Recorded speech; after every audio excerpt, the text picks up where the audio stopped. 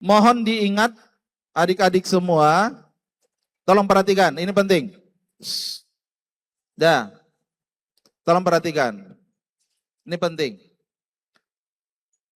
Dalam mindset adik-adik juga harus punya yang disebut dengan entrepreneurial mindset. Ya, banyak pengusaha sukses itu lahir dari kampus. Sudah lulus kuliah, mereka membuka industri sendiri. Tadi saya sebutkan ya, gigs or freelance worker itu jumlahnya meningkat. Dan adik-adik juga harus bisa menjadikan itu sebagai alternatif. Ya.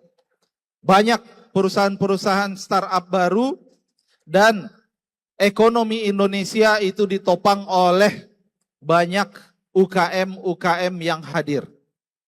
Jadi tidak hanya menggantungkan kepada lapangan kerja yang tersedia. Bahkan yang ketiga, kalau adik-adik menguasai bahasa asing, maka peluang kerjanya tidak hanya di Indonesia, tapi juga bisa bekerja di luar negeri. Dengan gaji bisa jadi lebih besar karena perbedaan nilai tukar rupiah dengan nilai asing tersebut. Jadi Mbak Tiara, sertifikasi ini jadi program utama kita. Kita terus gulirkan. Tahun depan saya membangun 17 balai-balai pelatihan untuk bisa mensertifikasi secara gratis. Tapi apa yang kita lakukan tentu tidak bisa seperti membalikkan telapak tangan. Tiara juga paham, ya. Jadi banyak hal yang saya katakan yang penting buat adik-adik sekarang adalah bagaimana meningkatkan daya saingnya. Pastikan adik-adik memiliki daya saing karena memiliki kompetensi yang memadai. Jadi kompetensi. Bisa difahami? Bisa difahami? Ada lagi tadi? Tadi aku mengenai program yang mungkin bisa Bapak lakukan ke depannya terkait 1.000.000 sarjana yang memang tidak semuanya yang udah saya jawab tadi. Oh, udah berarti sekali. Bisa bekerja, bisa apa? Oke. Udah tadi. Oh iya sih Pak, saya maksudnya kalau saya tuh kayak bingung kenapa banyak perusahaan di Indonesia tuh menetapkan umur Pak, sedangkan di luar. Balik. Pertanyaan terakhir dari Timothy, kenapa banyak perusahaan menerapkan batas usia dalam rekrutmen? Tahun lalu saya sudah mengeluarkan surat edaran yang melarang perusahaan untuk mencantumkan kriteria usia, kriteria good looking dalam rekrutmen. Tepuk tangan dong ya. Ya. Kalau masih ada perusahaan yang nakal, silakan laporkan. Ya. Jadi itu tidak boleh.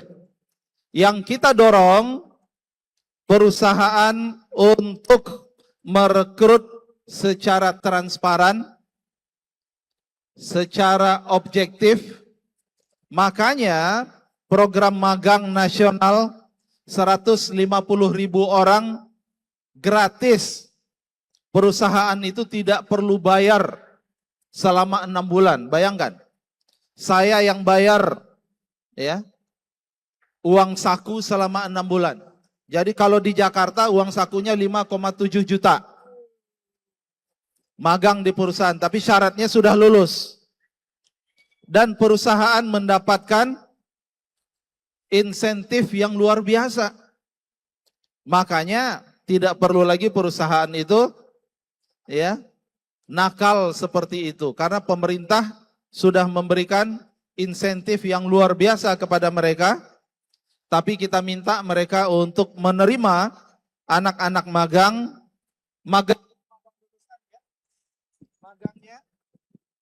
magang yang saya maksud itu adalah magang lulusan perguruan tinggi.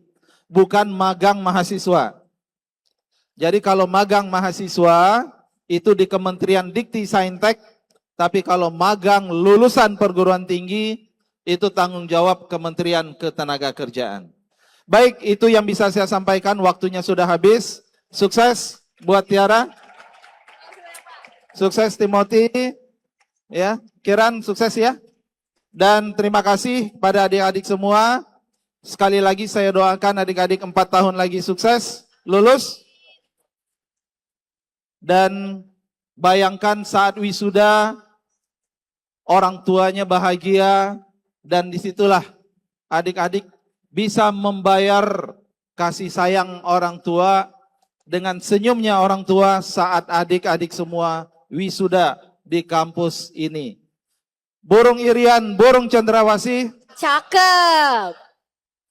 Cukup sekian, terima kasih. Assalamualaikum warahmatullahi wabarakatuh. Waalaikumsalam warahmatullahi wabarakatuh.